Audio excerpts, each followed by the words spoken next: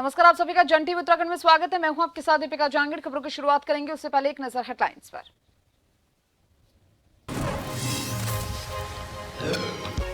जोशीमठ भू धसाव मामले में उत्तराखंड सरकार एक्शन मोड में। 8 सदस्यीय कमेटी की रिपोर्ट के बाद विशेषज्ञों के साथ सीएम धामी की अहम बैठक। मंगलवार को रक्षा मंत्री राजनाथ सिंह लेंगे जायजा।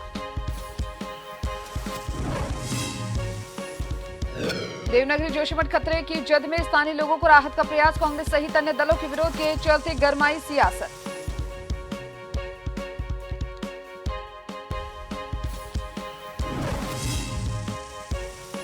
काशीपुर दौरे पर प्रवीण तोगड़िया। हिंदुओं और जोशीमठ को लेकर दिया बड़ा बयान। कहा, देश में सुरक्षित नहीं हिंदू परिवार, विकास के साथ पर्यावरण को भी बचाना सरकार की जिम्मेदारी।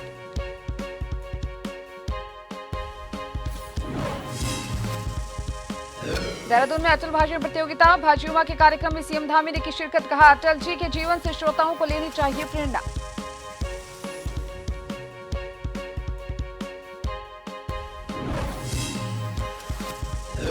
पहाड़ों में पालन मैदान में घने कोहरे से ठिठुर रहा समूचा उत्तराखंड। सोमवार को गुनगुनी धूप के चलते ठंड से महसूस की गई कुछ राहत। ऊंची चोटियों में हल्की बर्फबारी और वर्षा होने की संभावना।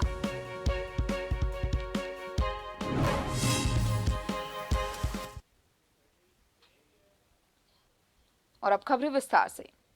जोशीमठ की वार्ड संख्या 5 की मनोहर बाग स्थित एक परिवार का आशियाना पूरी तरह से क्षतिग्रस्त हो चुका है, जिस कारण मनोहर बाग में काफी हड़कंप मच चुका है। बताते चले कि यहाँ एक पीड़ित परिवार का आशियाना कभी भी पल भर में जमींदोज हो सकता है। पूरे आशियाने में मोटी मोटी खतरनाक दरारें आ चुकी हैं, जिस आशियाने में रहना अब किसी खतरे से खाली नहीं। पीड़ित परिवारों ने पूरे आशियाने को खाली कर दिया, लेकिन बड़ी बात तो ये भी है कि इस आशियाने में रहने वाले कुछ बुजुर्गों का कहना है कि वे लोग अपने घर वालों को छोड़कर नहीं जाएंगे, चाहे कुछ भी हो जाए। लेकिन बड़ी बात तो ये भी है कि इस आशियाने में रहना किसी खतरे से खाली नहीं।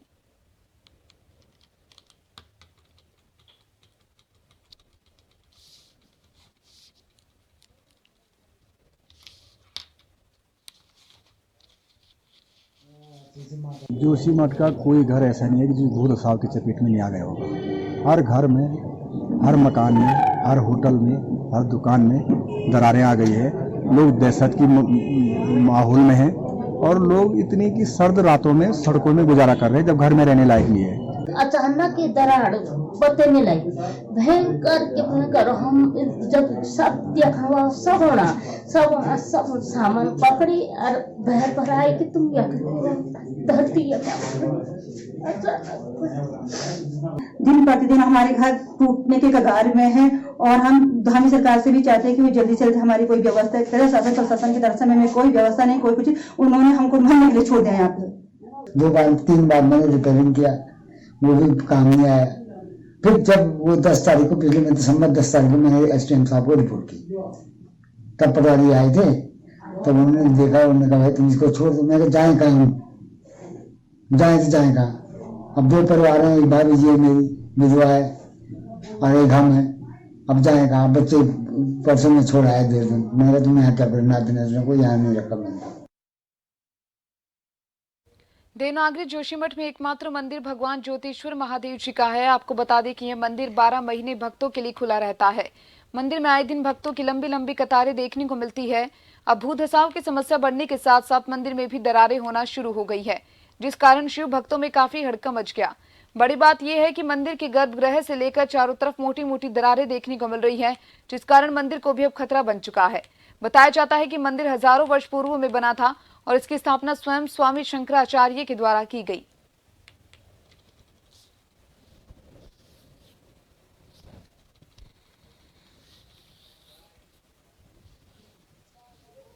देश भर में 4 मठ हैं, 4 पीठ, 4 दिशाओं को आधार बना के। उसमें उत्तर दिशा का मठ ज्योतिर्मठ है, जिसमें आपदा के कारण यहाँ भी दरारें आ गई हैं। जो हमारा मुख्य द्वार है वो धंसने को हो गया है काफ़ी, और उसके बगल में भी दरारें आ गई हैं। हम लोगों ने सोचा था कि ऊपर जो तोटकाचार्य गुफा परिसर है वहाँ कुछ नहीं होगा, लेकिन कल सुबह हम लोगों ने वहाँ देखा, वहाँ भी दरारें आ गई हैं, जो कि काफ़ी चिंताजनक है। इसके ठीक होने के लिए तत्काल उपाय करने की आवश्यकता है। मध्य प्रदेश की पूर्व मुख्यमंत्री उमा भारती कर सकती हैं उत्तराखंड का दौरा। जी हां, उत्तराखंड में प्रकृति से हो रही छेड़छाड़। नमामि गंगे प्रोजेक्ट की मंत्री रह चुकी हैं उमा भारती। उत्तराखंड के पर्यावरण को नुकसान पहुंचाने वाले सभी प्रोजेक्ट तत्काल रद्द किए जाएं। उमा ने कहा, पावर माफिया पूरे देश को बर्बाद कर सकते हैं। साथ ही उमा भारती ने उत्तराखंड का दौरा करने का भी किया ऐलान। उमा भारती ने कहा, इस तरह की परियोजनाओं की स्वीकृति पर्यावरणविदों को मैनेज करके ली जाती है। उन्होंने कहा, मैं जोशीमठ जाऊंगी, आदि शंकराचार्य की तपस्थली जोशीमठ को नष्ट नहीं होने देंगे।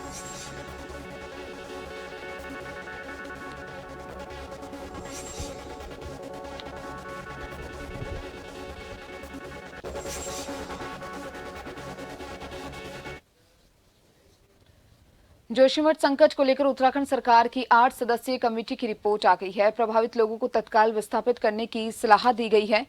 आपको बता दें कि जिन इमारतों को नुकसान हुआ है उन्हें गिराकर उसका मलबा हटाने की सलाह। जेपी कॉलोनी में से मारवाड़ी ब्रिज तक सैंपल इकट्ठे किए गए क्योंकि यही तक था पानी का फ्लो। जोशीमठ भू धसाव मामले में उत्तराखंड सरकार एक्शन मोड में है। मुख्यमंत्री पुष्कर सिंह धामी की विशेषज्ञों के साथ अहम बैठक। दीर्घकालिक उपायों के तहत जोशीमठ की जियो टेक्निकल, जियोफिजिकल, हाइड्रोलॉजिकल जैसे अध्ययन होंगे। मंगलवार को जोशीमठ का दौरा रक्षा मंत्री राजनाथ सिंह कर सकते हैं। प्रधानमंत्री नरेंद्र मोदी इस संबंध में मुख्यमंत्री धामी से जानकारी ले चुके हैं। प्रधानमंत्री कार्यालय इस अवसर पर उच्च स्तरीय बैठक कर चुका है।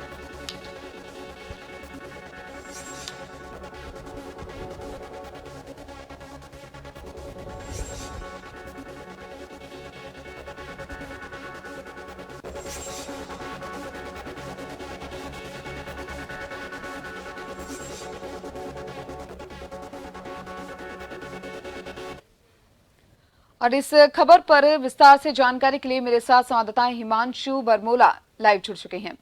हिमांशु, जोशीमठ संकट लगातार गहराता जा रहा। अब ऐसे में संकट को लेकर उत्तराखंड सरकार की 8 सदस्यीय कमेटी की रिपोर्ट आई, जिसमें साफ साफ कह दिया गया है कि प्रभावित लोगों को तत्काल विस्थापित करने की यहाँ पर सलाह दी गई है और जिन इमारतों को यहाँ पर नुकसान पहुंचा उन्हें गिराकर उसका मलबा हटाने की भी यहाँ पर बात कही गई है। क्या कुछ कहेंगे? तौर पर जो सरकार ने जिस कमेटी का गठन किया था, प्रारंभिक कमेटी का गठन किया था, जिसमें 7 सदस्यीय ये कमेटी थी और इसमें ये कहा गया कि जहां पर भी भू धसाव हो रहा है उन परिवारों को जल्द से जल्द पुनर्वास किया जाए और लगातार वहां पर भू धसाव की स्थिति बनी हुई है। लेकिन एक जो सबसे बड़ी चीज है कि वो ये है कि पहले ये भू धसाव दिनों दिन हो रहा था, अब ये हर घंटे बढ़ रहा है भू धसाव।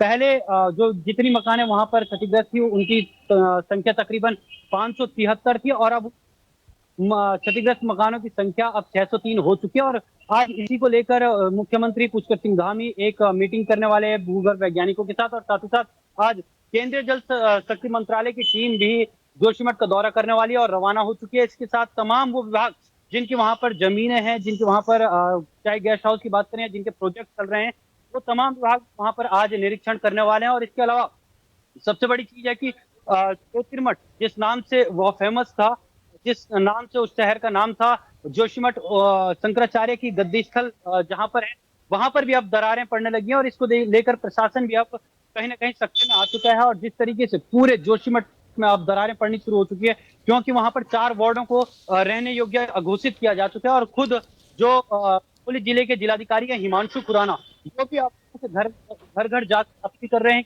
घर आपके रहने लायक नहीं है, आप पुनर्वास केंद्र में शिफ्ट हो जाइए या अपने रिश्तेदारों के यहाँ संरक्षण लीजिए।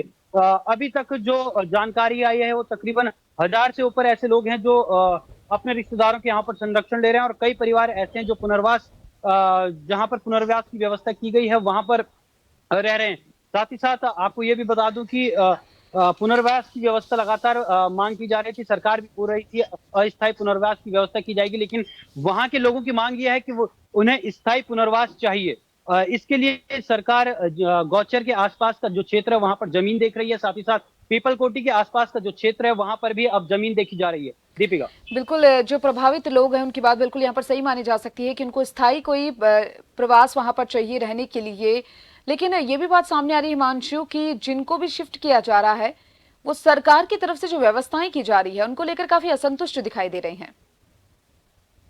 जी देखिए दीपिका, निश्चित तौर पर आपको बताना चाहता हूं कि सरकार से भी लोग असंतुष्ट नजर आ रहे हैं क्योंकि वहां के लोगों ने काफी पहले तकरीबन 1.5 माह पहले ही चेतावनी दे दी थी सरकार को, लेकिन सरकार को इस स्थिति का गंभीरता का पता चला वो 2 जनवरी को चला क्योंकि खुद सीएम धामी ने इस चीज को लेकर कहा है कि 2 जनवरी से इस तरह की घटनाएं सामने आने लगी थी। लेकिन तकरीबन 1.5 माह से जोशीमठ बचाओ संघर्ष समिति के जो अध्यक्ष हैं अतुल वो भी लगातार वहां पर 1.5 माह से प्रोटेस्ट कर रहे थे, प्रदर्शन कर रहे थे। जब सारे लोग पूरे क्षेत्रवासी इकट्ठे हुए और तमाम आसपास के जो गांव के लोग हैं वो भी इकट्ठे हुए तो सरकार जागी है। और अब सबसे बड़ा अपडेट ये भी है इस वक्त की जो केंद्रीय रक्षा मंत्री हैं राजनाथ सिंह, वो भी कल जोशीमठ का दौरा कर सकते हैं, क्योंकि वहां पर शहर तो है ही है, लेकिन चीन बॉर्डर के नजदीक होने के साथ साथ वो एक आर्मी के लिए बेस कैंप का भी काम करता है जोशीमठ शहर। वहां पर गढ़वाल स्काउट की बटालियन तैनात है, आईटीबीपी का हेडक्वार्टर वहां पर है, और छोटे मात्रा में नहीं, काफी बड़े मात्रा में वहां पर सेना की कमांड है और सेना वहां पर देखती है। और इसके साथ ही वहां पर एनडीआरएफ की 4 टीमें भी तैनात कर दी गई थी पहले ही, और अब जब पीएमओ ने बैठक ली, कल रविवार को बैठक ली, तो एक एनडीआरएफ की टीम को और वहां पर रहने के लिए कहा गया है। इसी के साथ सेना को भी वहां पर अलर्ट मोड पर अब डाल दिया गया, क्योंकि अभी तक वहां पर बर्फबारी नहीं हुई है, बर्फबारी होनी बाकी है। जोशीमठ इलाके में औली का दबाव झेलना, औली में जो बर्फ गिरती है उसका दबाव झेलना अभी बाकी है। और साथ ही साथ भूशास्त्रियों का कहना है कि वहां पर हर घंटे, तो हर मिनट 400 से 500 लीटर पानी निकल रहा है, जो कि अपने आप में एक बड़ी घटना है, और इसका तमाम अध्ययन कर रही है। आज खुद सीएम धामी भी इसको लेकर एक के साथ बैठक करने वाले हैं। दीपिका, चलिए हिमांशु, बहुत बहुत शुक्रिया आपका तमाम जानकारी को साझा करने के लिए। लगातार अगर जोशीमठ के भूधसाव की बात की जाए तो मामला लगातार तूल पकड़ता जा रहा है। जिन लोगों को शिफ्ट किया जा रहा है वो सरकार की जो व्यवस्थाएं हैं उनको लेकर असंतुष्टि यहाँ पर जाहिर कर रहे हैं, तो वही केंद्र सरकार भी इस मामले को लेकर सतर्क है। और उत्तराखंड सरकार की बात करें तो लगातार मुख्यमंत्री पुष्कर सिंह धामी खुद इन जिन क्षेत्रों में भूधसाव हो रहा है उसका निरीक्षण कर रही हैं, व्यवस्थाओं को देख रही हैं। तो चलिए अगली खबर की ओर बढ़ेंगे। जोशीमठ भूधसाव का मामला है। जोशीमठ के लिए पिटकुल की टीम का दौरा, बिजली लाइनों पर प्रभाव का अब अध्ययन करेगी टीम। एमडीपीसी ध्यानी के नेतृत्व में टीम रवाना हुई है। बिजली की लाइनों पर पड़ने वाले प्रभाव का किया जाएगा अध्ययन और विश्लेषण। वैकल्पिक व्यवस्थाओं के तौर पर भी विद्युत व्यवस्था सुनिश्चित करने के निर्देश दिए गए। आपदा से अगर ट्रांसमिशन की लाइनों पर विपरीत प्रभाव पड़ा तो समय से उसका रख रखाव होगा।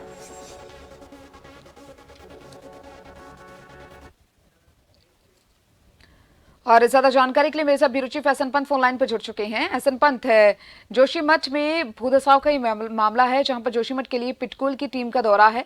बताया जा रहा है कि बिजली लाइनों पर प्रभाव का वो अध्ययन और विश्लेषण करेंगी, क्या कुछ जानकारी? बिल्कुल, आपको बताना चाहूंगा, जोशीमठ में जिस तरीके से दरारें पड़ी है, भूधसाव की खबरें निकलकर सामने आ रही है, और पीएमओ की तरफ से भी जो 3 सदस्यीय कमेटी का गठन किया गया है, वो कमेटी भी जोशीमठ पहुंच चुकी है और आज वो अपना अध्ययन कर रही है, आकलन कर रही है। वाडिया के साइंटिस्ट भी मौजूद है, भूगर्भीय सर्वेक्षण की टीम भी मौजूद है, उत्तराखंड के मुख्यमंत्री दौरा कर आए हैं, चीफ सेक्रेटरी मौजूद है मौके पर।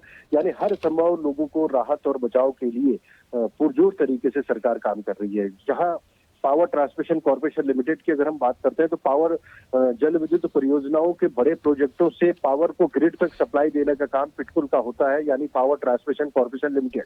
और उत्तराखंड में पिटकुल के प्रबंध निदेशक के पद पर पीसी ध्यानी तैनात है। पीसी ध्यानी की अगुवाई में एक कमेटी आज जोशीमठ पहुंच रही है। जोशीमठ पहुंचने के बाद जो पावर ट्रांसमिशन कॉर्पोरेशन लिमिटेड के जो खंबे हैं उनका आकलन किया जाएगा कि क्या वो स्टेबिलिटी के साथ मौजूद है या उनमें कोई भूधसाव का फर्क तो नहीं पड़ा है, और अगर फर्क पड़ा है तो उसके लिए किस तरीके से उनको ट्रीटमेंट के जरिए ठीक किया जा सकता है। इसका असर विद्युत उत्पादन पर या विद्युत की सप्लाई पर तो नहीं पड़ेगा। इसका अध्ययन आज पावर ट्रांसमिशन कॉर्पोरेशन के प्रबंध निदेशक पीसी ध्यानी की अगुवाई में ये टीम करेगी, और उसके बाद जो जरूरी दिशा निर्देश होंगे वो खुद मौके पर ही अधिकारियों को दिए जाएंगे। इसके अलावा विद्युत पूरे तरीके से सुचारू पूरे प्रदेश में रहे, इसके उचित दिशा निर्देश भी अधिकारियों को दिए हैं।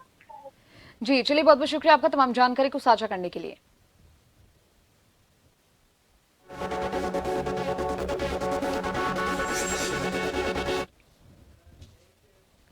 खबरें लगातार जारी है, जल्द लौटेंगे ब्रेक के बाद।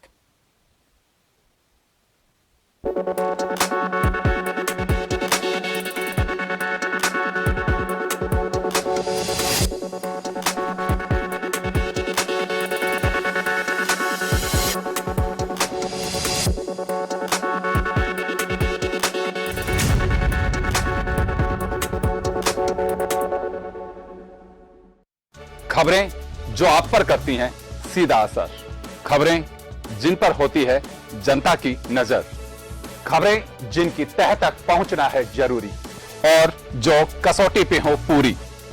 मुद्दा चाहे समाज से जुड़ा हो या फिर सियासत से, तभी वो बनती है खास खबर। खास खबर सोमवार से शुक्रवार शाम 6 बजे।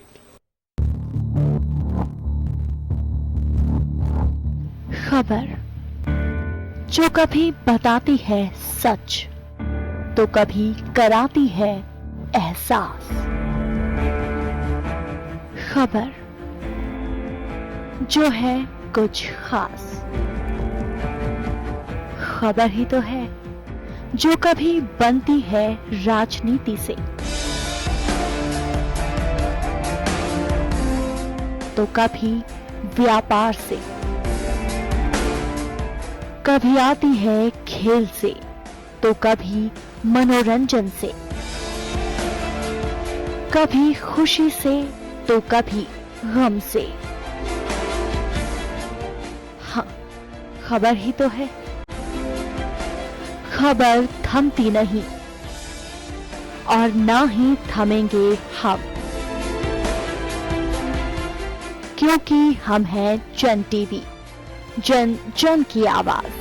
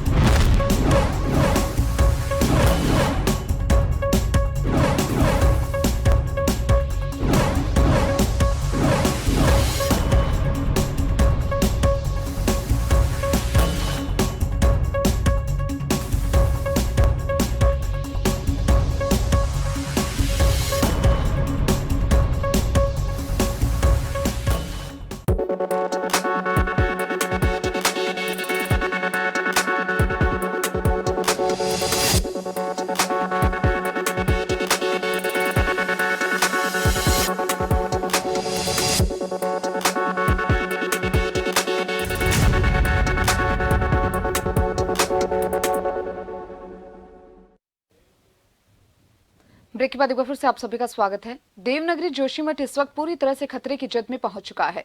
चारों तरफ दिखाई दे रही है तो बस दीवारों में पड़ी पड़ी मोटी मोटी दरारें। पूरे जोशीमठ में कोई ऐसा आशियाना नहीं है जिस आशियाने में मोटी मोटी दरारें देखने को न मिल रही हो। आपको बता दें कि जोशीमठ के अधिकांश वार्डों में काफी खतरा बना हुआ है, जिस कारण जोशीमठ देवनगरी में दहशत का माहौल है। जोशीमठ के स्थानीय लोग विगत कई दिनों से तहसील प्रांगण में धरने पर बैठे हुए हैं और अपनी मांगों पर अड़े हुए हैं। वहीं पीड़ित परिवारों का ये कहना है कि जब तक जोशीमठ के नगर वासियों की समस्याएं पूरी नहीं होती तब तक वह लोग लगातार जोशीमठ के तहसील प्रांगण में धरने पर बैठे रहेंगे। गौरतलब है कि रविवार को पूर्व मुख्यमंत्री हरीश रावत और बद्रीनाथ विधायक राजेंद्र भंडारी और उनके साथ पूर्व विधायक गणेश गोदियाल जोशीमठ पहुंचे। इस दौरान धरना प्रदर्शन पर बैठे लोगों को समर्थन दिया गया।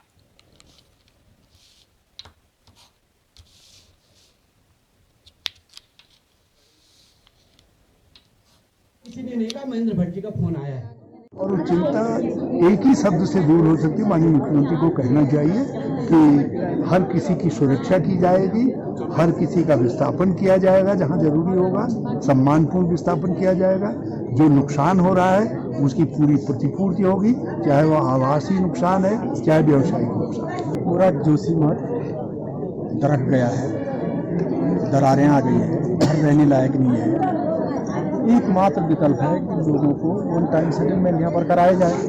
अब 4,000 रुपये किराया दे करके क्या ये क्षतिपूर्ति होती है क्या? अब तो बार बार मीटिंगें करना, ये करना, इसका क्या औचित्य है? अब तो निर्णय करने का समय, अब तो निर्णय में ये हो कि लोगों को घर के बदले घर, खेत के बदले खेत, मकान के बदले मकान। क्योंकि देखिए कहना बड़ा आसान है कि हम 4,000 रुपए किराया दे देंगे। एक व्यक्ति जो अपना घर छोड़ के जाएगा वो कहाँ जाएगा उसके लिए जानना जरूरी है। किस स्थिति में कौन सी जगह पर उसके घर को बनाने के लिए क्या सरकार आर्थिक सहायता देगी या किस तरीके से उसको फाइनेंशियली सपोर्ट किया जाएगा, ये सारी जानकारियां जरूरी है। और दूसरा जो महत्वपूर्ण मुद्दा वो ये है कि जिस तरीके की क्षति पूरे शहर को, शहर के लोगों को पहुंची है, वो आर्थिक क्षति को किस तरीके से सरकार पूरा करेगी, इसका भी डिफाइंड प्लान होना चाहिए। अंतर्राष्ट्रीय हिंदू परिषद के अध्यक्ष प्रवीण तोगड़िया उधम सिंह नगर जिले के काशीपुर दौरे पर रहे। नैनीताल जाते हुए कुछ वक्त के लिए जिले के काशीपुर में रुके। प्रवीण तोगड़िया का स्वागत किया गया। इस दौरान उन्होंने बड़ा बयान देते हुए कहा कि पूरे देश में हिंदू सुरक्षित नहीं है, इसलिए पूरे देश में हिंदुओं को जगाने के लिए घूम रहे हैं। तोगड़िया ने मीडिया से बातचीत में कहा कि दिल्ली में श्रद्धा, राजौरी में एक ही परिवार के 6 लोगों की हत्या, उदयपुर में कन्हैया की हत्या का उदाहरण दिया। आगामी वर्ष में होने वाले लोकसभा चुनाव में चुनाव लड़ने के सवाल पर उन्होंने कहा कि प्रवीण तोगड़िया चुनाव लड़ता नहीं, चुनाव लड़वाता है। जोशीमठ में भू धसाव का सबसे बड़ा कारण पर्यावरण की चिंता न करते हुए विकास को बताया। उन्होंने कहा कि विकास भी होना चाहिए और पर्यावरण भी बचना चाहिए। इसमें हिंदू सुरक्षित नहीं। अब तक कश्मीर में टारगेट किलिंग होता था, राजौरी में एक ही परिवार के 6 लोगों को मार दिया, एक बूढ़ी माता ही बची। कोई दिल्ली में श्रद्धा सुरक्षित नहीं है, कोई उदयपुर में कन्हैया सुरक्षित नहीं है, और कर्नाटक में कोई प्रवीण नेतारू और हर्ष सुरक्षित नहीं है।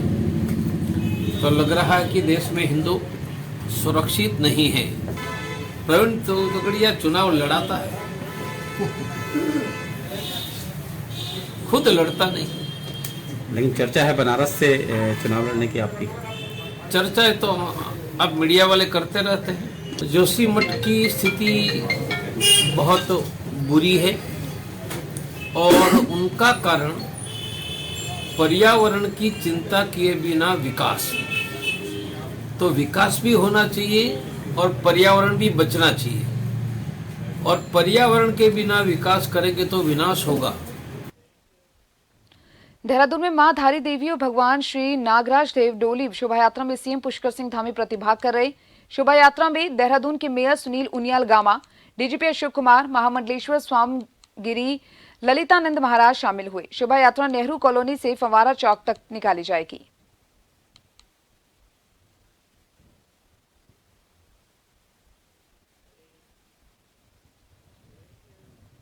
मुख्यमंत्री पुष्कर सिंह धामी ने राजधानी देहरादून स्थित नेहरू कॉलोनी में मां धारी देवी को और भगवान श्री नागराज देव डोली शोभा यात्रा शुभारंभ में बतौर मुख्य अतिथि शिरकत की है। बता दें कि उत्तराखंड, उत्तर प्रदेश, हरियाणा, मध्य प्रदेश और दिल्ली जैसे राज्यों में भी होकर ये शोभा यात्रा गुजरेगी, जो कि 21 दिन तक बस्तूर जारी रहेगी। मिली जानकारी के मुताबिक यहाँ 42 पड़ावों पर क्षेत्रवासी शोभा यात्रा का भव्य स्वागत करेंगे। इस बीच यात्रा में धार्मिक और सामाजिक संस्थाओं के लोग भी जुड़ते रहेंगे। गौरतलब है कि शोभा यात्रा में मुख्यमंत्री पुष्कर सिंह धामी समेत देहरादून मेयर सुनील उनियाल गामा, भाजपा विधायक ब्रजभूषण गोरेला, महामंडलेश्वर स्वामीगिरी ललितानंद भी मौजूद रहे। माँ धारी देवी और सेम मुखेम नागरजा की आज ये जो हमारी डोली है, आज यहाँ पर यहाँ पर इसका शुभारंभ हुआ। पंडित सुंदरयाल जी पिछले 8-9 वर्षों से देश के जो प्रमुख तीर्थ स्थान हमारे हैं वहाँ पर ये डोली जाती है। और आज आपने यहाँ पे देखा, आदरणीय मुख्यमंत्री जी भी यहाँ पे आए और हमारे विधायक जी थे, मेयर साहब थे, सभी लोग यहाँ पे आए। बहुत हमारे जो श्रद्धालु लोग हैं माँ भगवती की डोली के दर्शन करने के लिए आए हैं और राष्ट्र की खुशहाली के लिए, हमारे उत्तराखंड में समृद्धि हो, खुशहाली हो, सब अच्छे रहें। पीएम मोदी की मां की आत्मा की शांति के लिए देहरादून में विधि विधान से हवन का आयोजन किया गया और इस दौरान सीएम धामी, प्रदेशाध्यक्ष भट्ट और ज्योतिष आचार्यों समेत विद्वानों के द्वारा पीएम मोदी की मां को श्रद्धांजलि दी गई। आपको बता दें कि प्रधानमंत्री नरेंद्र मोदी की मां हीराबेन का गत 30 दिसंबर को तड़के एक अस्पताल में निधन हो गया था।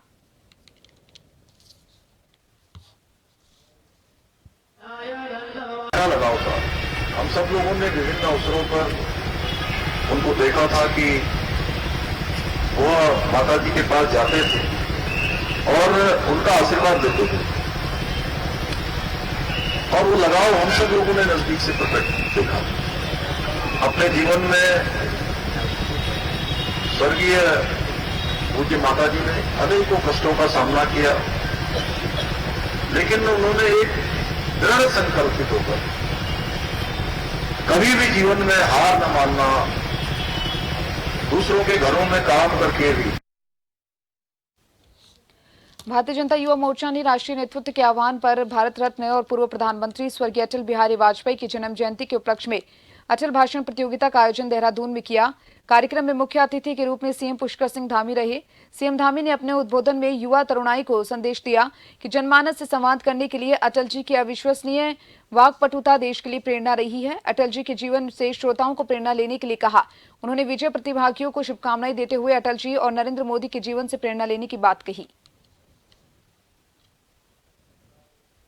करते थे, नुक्कड़ बैठक किया करते थे। माननीय प्रधानमंत्री जी ने जो एक भारत श्रेष्ठ भारत की कल्पना की है, भारत को दुनिया का श्रेष्ठ भारत की जो कल्पना की है, भारत को दुनिया का नंबर 1 भारत बनाने की कल्पना की है, हर क्षेत्र में भारत दुनिया का नेतृत्व करे ऐसा भारत बनाने की कल्पना की है, भारत दुनिया का नेतृत्व करे, भारत दुनिया को दिशा दिखाए, भारत आगे आगे चले और पूरी दुनिया उसके पीछे चले, ऐसा भारत बनाने का काम हम सबको करना है। तो उसमें हमारे सभी नौजवानों की, युवाओं की बहुत बड़ी भूमिका होने वाली है। इसलिए मैं आपसे कहना चाहता हूं कि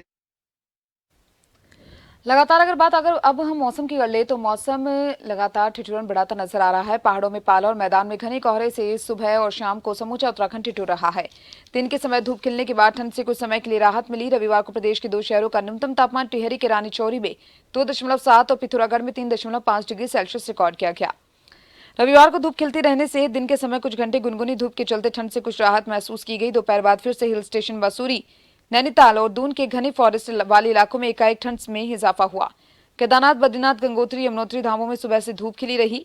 कुमाऊं मंडल में भी सुबह और शाम को ठंडी हवाएं बेहाल कर रही थी। चमोली, रुद्रप्रयाग, पिथौरागढ़ सहित उत्तरकाशी की ऊंची चोटियों में हल्की बर्फबारी और वर्षा होने की संभावना है।